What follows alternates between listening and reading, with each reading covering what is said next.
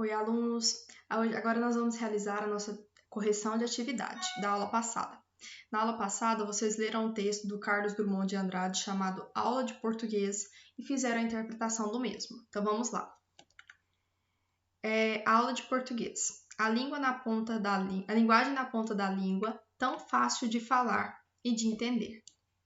A linguagem na superfície estrelada das letras, sabe lá o que ela quer dizer.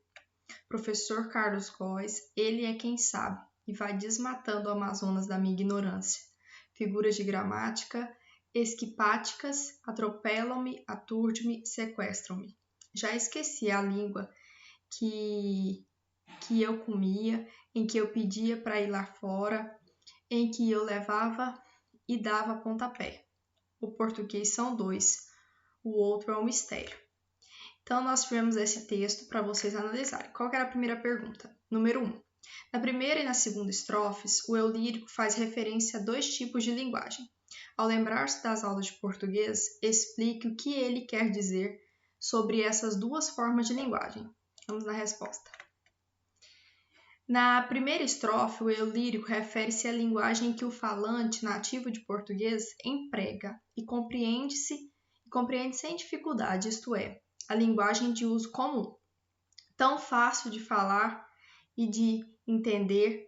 Na segunda estrofe, ele fala da linguagem ensinada na escola, que é complicada, diferente do uso comum. A linguagem na superfície das estreladas da letra. Então, você vai perceber que no número 1, no primeira estrofe, ele fala de uma língua simples, que é a que ele conhece, que ele usa no dia a dia. E na estrofe 2, ele está falando de um tipo de linguagem que ele não conhecia ainda, que ele não tem domínio sobre ela. É este que ele faz essa comparação. Vamos lá, número 2. Na terceira estrofe, há uma referência ao professor Carlos Góes, destacado gramático que ensinou português em escolas mineiras. Letra A. Nessa estrofe, como o eu lírico caracteriza sua aprendizagem da língua materna na escola, ele coloca assim: o eu lírico destaca que aprender português na escola exigiu muito estudo e dedicação, e foi acontecendo aos poucos, desafiando a capacidade dele, porque os conteúdos eram muito completos, figuras gramáticas, esquipáticas.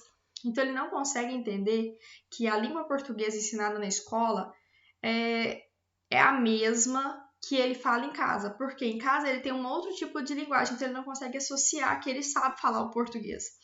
Ele acha que o português que tem na escola é outro que ele não conhece, e acaba, de certa forma, sendo o mesmo. Letra B. Observando a linguagem no contexto da criação do poema, interprete estes versos e vai desmatando o Amazonas da minha ignorância. O que ele quis dizer com isso? O eu lírico conhecia tão pouco da língua ensinada em sala de aula que compara seu grande desconhecimento linguístico à imensidão desconhecida e complexa do estado do Amazonas. Então, para ele não tem nenhuma relação, porque ele compara assim, como se o professor se ele estivesse entrando num lugar que ele nunca tinha ido antes, como se ele estivesse pisando em terras que ele desconhecia. Esta é a visão dele. Vamos para o número 3. A linguagem permite que as pessoas se comuniquem e interajam quando então ocorre uma ação e uma reação entre elas. Letra A. Releia a terceira estrofe e a quarta e explique em que língua ocorria a interação entre o eu lírico e o outros. Esclareça sua resposta. Então vamos lá. Ele fala o seguinte: o eu lírico utilizava a língua já conhecida e falada espontaneamente por todos, ou seja, a língua nativa usada no cotidiano e facilmente compreendida. Então ele fala que ele usava aquela língua que ele já sabia, que ele conhecia, que ele aprendeu em casa. Letra B. Que versos da terceira estrofe sugerem que a interação na aula de português não era perfeita? Justifique. Olha o verso. Quarto e quinto versos. O conteúdo gramatical era tão estranho e complicado que deixava o eu lírico confuso, aturdido e sem entender alguma coisa. Figuras de gramática esquipáticas atropelam-me, aturdem-me, sequestram-me. Essa é a resposta. Porque para ele não consegue fazer nenhuma relação com aquele português da escola com o português que ele aprendeu em casa. Número 4.